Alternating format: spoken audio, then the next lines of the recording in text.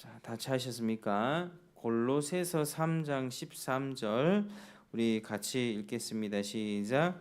누가 누구에게 불만이 있거든 서로 용납하여 피차 용서하되 주께서 너희를 용서하신 것 같이 너희도 그리하고. 아멘.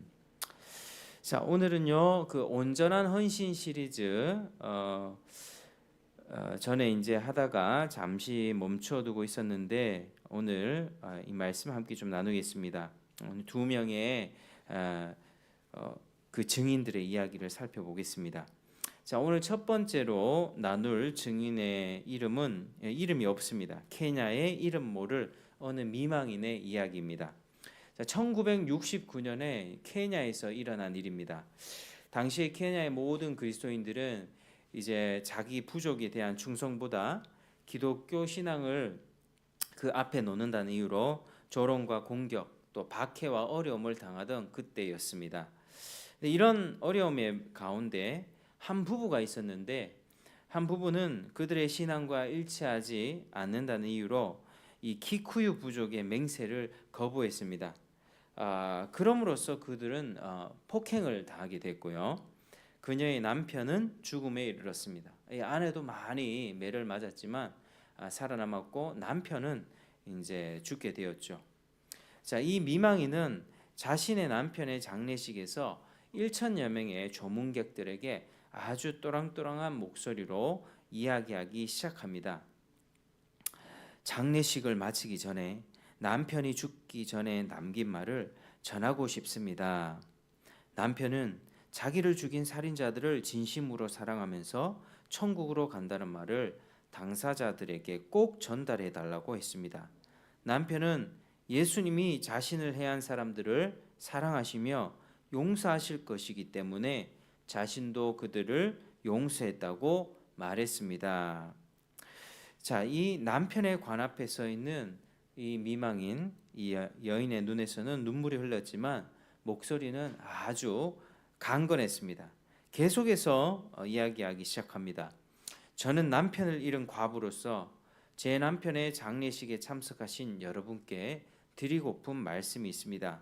그것은 바로 남편을 죽인 사람 누구도 미워하지 않는다는 것입니다. 저는 살인자 그들을 사랑합니다. 용서합니다. 그리스도께서 그들을 위해서도 돌아가셨다는 것을 잘 알고 있기 때문입니다. 아주 많은 조문객들은 그녀의 말에 실린 힘과 그녀의 강인한 의지에 할 말을 잃었습니다. 그날 장례식에 참석했던 자들은 그 과부가 남긴 말과 또 용서의 본을 결코 잊지 않았습니다. 자, 오늘 우리가 이 케냐의 미망인의 이야기를 통해서 받을 교훈은 바로 용서입니다. 자, 복음을 믿고 그리스도인으로 산다는 것은 용서한다면 산다는 것입니다. 자, 우리는 예수를 믿어도 여전한 부패성이 우리 내면 가운데 남아 있습니다. 그래서 죄를 짓지 않을 수가 없습니다. 우리 천국 가는 그날까지 죄가 좀 이렇게 줄어들 수는 있겠지만 여전히 죄의 유혹 가운데 넘어질 때가 있습니다. 그래서 여전히 죄를 짓고 형제에게 상처를 주고 나도 상처받으면서 그렇게 사는 것이죠. 이때 내가 상처받았을 때 우리는 어떻게 해야 됩니까? 오늘 말씀이 어떻게 합니까? 누가 누구에게 불만이 있거든 서로 용납하여 피차 용서하되. 서로 용납하라고 합니다. 서로 용납, 피차. 서로 용서하되 주께서 너희를 용서하신 것 같이 너희도 그리하고. 용서해라 이렇게 말을 하고 있죠. 그러니까 피차 용납하라는 말은 내가 상처를 준 입장이라면, 가해자의 입장이라면 내가 사과를 하라는 말이고요. 잘못을 구하라는 말이고요. 내가 피해를 입은 입장이다라고 한다면 어떻게 해요? 용서해라는 것입니다. 용서하라.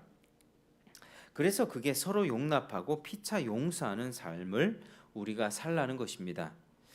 자, 이게 복음으로 사는 것입니다. 자, 한번 따라하시겠습니다. 복음으로 사는 것은 용서하는 것입니다. 용서하는 것입니다. 마태복음 18장에 베드로가 예수에게 묻죠. 형제가 잘못을 한 일이 있거든 몇 번 용서해? 7번 용서하면 됩니까? 하니까 우리 예수님이 7번이 아니라 70번에 7번까지도 용서해야 된다.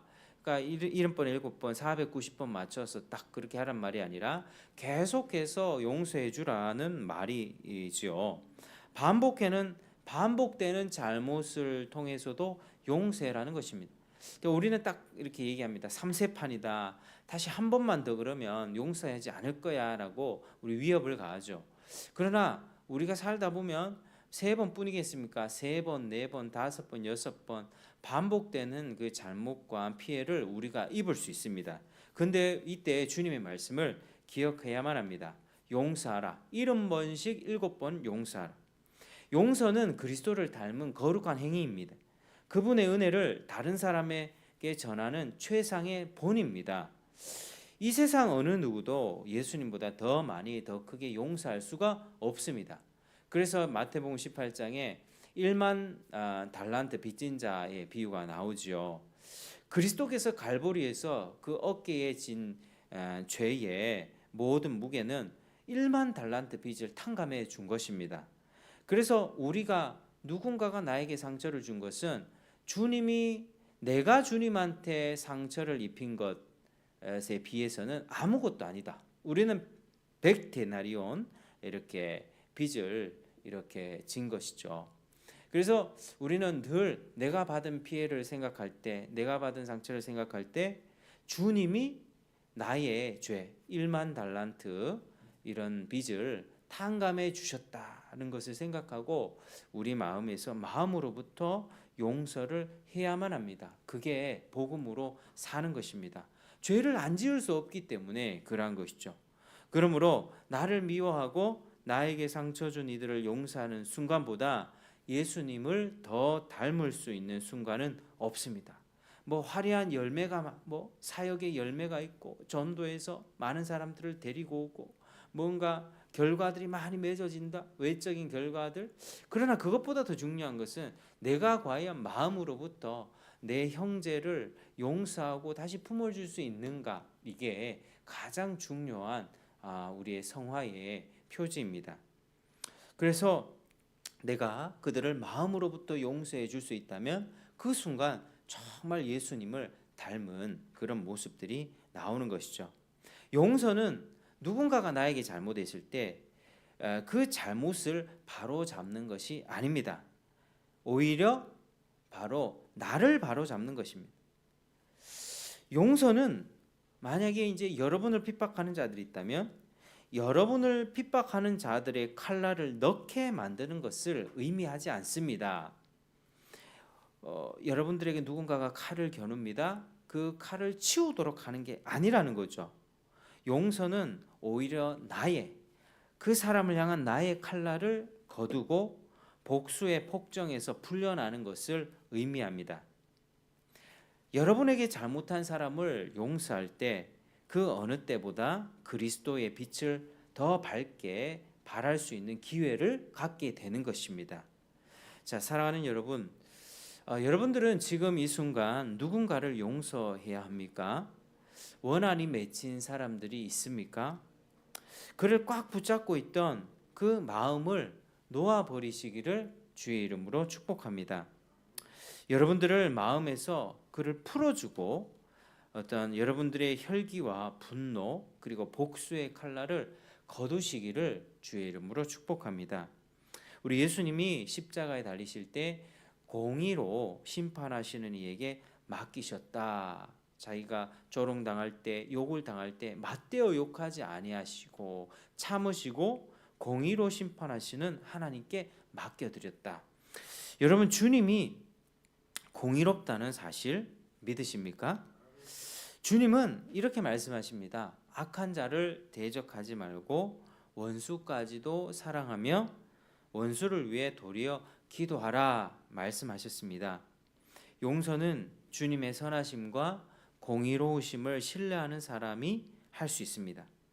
하나님의 선하심을 믿으시길 바랍니다.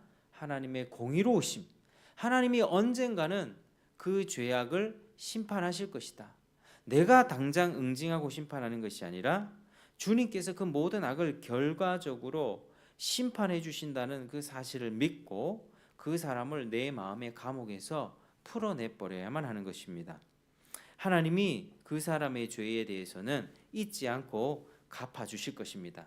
하나님은 공의로운 분이시기 때문에 어떠한 경우라도 모든 행위, 우리의 말과 행동, 생각과 동기, 태도들 행위책에 다 기록이 되어 있습니다. 우리가 어떻게 행했는지. 그래서 주님은 그 행위책을 가지고 다 기록하시면서 이 죄를 지은 사람들에 대해서는 하나님이 심판하십니다. 그래서 하나님이 그 사람의 죄에서는 결단코 잊지 않고 갚아주실 것이다. 내가 할 것은 무엇입니까? 그 사람을 향한 복수의 마음을 그냥 풀어주는 것입니다. 내 마음에서 그를 풀어줘야 되는 것입니다. 이것이 주님을 신뢰하는 사람의 태도입니다. 여러분, 잠언 말씀에 이런 말씀이 있습니다. 사람이 여호와를 기쁘시게 하면 그 사람의 원수라도 화목하게 하시느니라. 우리가 원수 관계 화목하게 참 어려운데 어떻게 해야 됩니까? 그때 인간적인 방법으로 막 할 것이 아니라 하나님을 기쁘시게 한다면, 하나님을 기쁘시게 할 때 그 꼬인 인간관계, 원수관계도 하나님이 풀어주신다라고 하는 사실이죠. 사랑하는 여러분, 인간적인 방법을 모두 거두시길 바랍니다. 오직 하나님의 방법대로 하나님의 선하심과 하나님의 공의로우심을 믿고 하나님의 때에 하나님이 일하실 것을 반드시 믿고 신뢰하시길 바랍니다. 하나님이 반드시 일하시고 나의 억울한 점을 하나님이 풀어주실 것입니다. 주님이 우리를 위로해 주실 것입니다. 그래서 용서와 관련해서 여기 또 한 사람의 이야기를 들려드리겠습니다. 루마니아의 바르토 형제의 이야기입니다. 이 바르토 형제는 현재 아사 직전에 있었습니다. 굶어 죽기 직전에 있었던 것이죠. 이 사람 누구였냐? 한때 공산당 그 간부였습니다. 그리고 그리스도인을 박해하는 검사였습니다.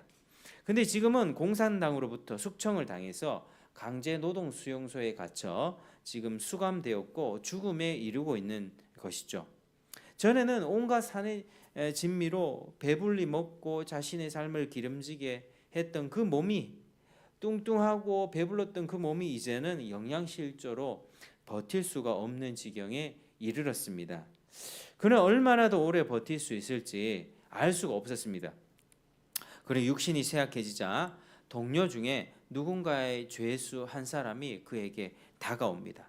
그리고 자기에게 배급된 식량을, 음식을 나누어 주기 시작합니다. 그때 바르토는 정말 고맙소라는 감사의 인사를 건넸습니다. 바르토는 그 음식을 입으로 가져가면서 그에게 묻습니다. 당신은 여기 얼마나 더 오래 있어야 합니까? 죄수가 대답합니다. 20년이나 더 있어야 합니다. 당신은 무슨 죄를 지었습니까? 바르토가 다시 묻습니다. 저는 경찰의 수배를 피해 도망다니던 목사에게 먹을 것을 주었다는 혐의로 재판을 받아 여기까지 오게 되었습니다. 동료 죄수는 차분한 음성으로 대답했습니다.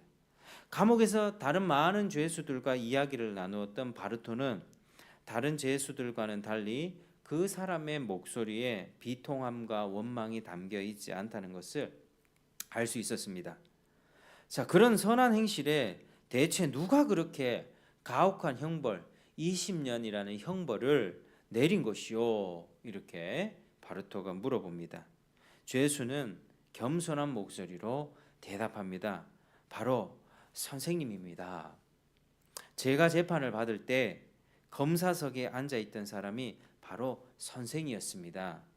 선생이 저를 모르겠지만 저는 선생을 기억합니다. 선생이 저에게 20년형을 선고했습니다. 죄수는 계속해서 말하기 시작합니다. 저는 그리스도인입니다. 그리스도께서는 악을 선으로 갚으라고 가르치셨습니다. 당시 재판을 받던 저는 배고픈 사람에게 음식을 주는 것이 합당하며 선한 행위라는 것을 당신이 깨닫기를 바랐습니다. 그런데 오늘 이렇게 직접 보여줄 수 있어 너무 감사합니다. 이 바르토는 그 얘기를 듣고 그날 처음으로 자신의 영적인 배고픔을 깨닫게 되었습니다. 자기가 이제껏 배가 고파서 육적으로 배가 고파서 죽을 뻔하는 이런 위기 속에서 육신의 양식만을 찾았지만 내가 영적으로 배가 고프다 이 사실을 깨닫게 된 것이죠. 자, 오늘 말씀에 이 친절이라고 하는 것은요, 원수들의 마음으로 향하는 길입니다. 우리의 친절은, 원수들을 향한 우리의 친절은 그들 영혼에 무언가 일을 합니다. 하나님께서는 우리를 대하실 때 친절을 최고의 전략으로 사용하십니다. 우리가 하나님 앞에 범죄했을 때 하나님께서는 우리가 마땅히 받아야 할 것을 정확히 돌려주는 대신에 친절로 대하십니다. 이런 하나님의 친절은 우리에게 부당하게 대한 사람들을 우리가 어떻게 대해야 하는지 가르치시는 그런 본입니다. 우리의 친절, 원수들을 향한 친절은 그들의 주의를 사로잡습니다. 그들이 우리의 친절을 예상하지도 못하거니와 자기들이 그런 친절을 받을 자격이 없다고 생각하기 때문입니다. 원수들을 향한 우리의 친절함은 그들 심령에 그 친절의 원천에 대한 영적인 배고픔을 일깨웁니다. 그러나 그들이 어떤 반응을 보이든지 우리는 원수들을 대할 때에 주님이 보이신 본을 따라야만 합니다. 원수들을 용서해서 우리는 마음의 감옥에서 그 사람을 내보낼 뿐만 아니라 그들을 향해서 친절을 베풀어야만 합니다. 왜냐하면 그때 그들이 반응하기 때문입니다. 오리를 가자, 나와 함께 오리를 같이 가자라고 얘기할 때 오리까지만 가면 아무런 반응이 없습니다. 그런데 오리 가자 했는데 내가 당신과 함께 십리를 가주겠소 라고 얘기하면 반응하기 시작하죠. 속옷을 주시오. 당신 속옷 내놔. 그때 속옷만 주면 아무런 반응이 없습니다. 근데 속옷을 달라 했는데 그때 내 겉옷도 함께 주겠소 라고 얘기하면 그때 그는 반응하기 시작합니다. 도대체 왜 이러는 거지? 내가 도둑질 하려고 했던 것, 그것을 갈취하려고 했지만 이 사람은 더 주는 거예요. 그 친절에 대해서 궁금증이 일어나기 시작합니다. 우리 안에 있는 그 친절의 근원, 그런 어떤 힘의 그 원천을 궁금해하기 시작하죠. 이때 원수들이 변화되기 시작합니다. 나를 가해하고 박해하는 자들이라 할지라도 그렇게 변화되기 시작하는 것입니다. 예전에 이제 로마 시대 때 많은 성도들이 이렇게 화형을 당하고 사자밥이 되는 황제 숭배를 거부했다는 이유로 많은 핍박이 있었는데 그때 성도들이 자기가 가진 동전이나 이런 것들 꺼내서 마지막까지 주면서 나는 당신을 저주하지 않습니다. 당신을 용서합니다. 라고 자기가 있는 마지막에 있는 것까지 다 내어주면서 그렇게 이제 화형을 당하고 그렇게 죽어갔던 것입니다. 인간적인 생각을 따르면 인간적인 본성으로는 나를 죽이려 하고 화형할 때 우리도 같이 대들고 같이 싸우는 게 정상이죠. 그러나 그리스도인들은 주님의 본을 따라 주의 이름으로 핍박을 받을 때에 그렇게 하지 말라 그렇게 얘기합니다. 도리어 친절하게 대하고 핍박하는 자들을 위해 기도하고 원수를 사랑해라 그렇게 말하고 있습니다. 사랑하는 여러분, 우리가 인간관계 속에서 얼마나 내 생각대로 내 본성과 내 죄성대로 그렇게 살아가고 있는가 우리가 한번 좀 자신을 점검하길 원합니다. 우리가 화날 때, 혈기 날 때 욱하는 마음으로 죄를 짓기가 쉽습니다. 그런데 그 죄성에 이끌려 그렇게 행동하지 마시길 축복합니다. 철저히 내 마음이 성경의 말씀에 따라서 반응하고 그렇게 행동할 수 있기를 기도하길 바랍니다. 우리가 이 고비를 넘을 수 있다면 이 고비를 넘을 때 주님이 주시는 영적인 축복을 더 맛보게 될 것이며 우리의 영혼은 더욱 풍성해질 것입니다. 우리 마음의 기쁨과 평안, 내가 주님의 말씀에 순종함으로 내가 주님께 영광을 돌리고 있구나. 이런 어떤 감격과 감동으로 우리 주님께서는 우리 영혼의 참된 기쁨으로 보답해 주실 것입니다. 주님의 임재를 경험할 수 있게 될 것입니다. 인간적으로는 화해가 불가능해 보였던 원수까지도 화목하게 하는 그런 역사가 일어나게 될 줄로 믿습니다. 그래서 우리가 오늘 이 용서에 관해서 이 두 명의 이야기들을 한번 살펴보았는데요. 우리 마음속에 있는 그런 원한들, 복수심들, 그 가해자를 향한 그 마음들 다 풀어 주시길 바랍니다. 그리고 내가 잘못한 것이 있다면 내가 먼저 가서 진실된 마음으로 진심 어린 사과를, 잘못을 구하시길 축복합니다.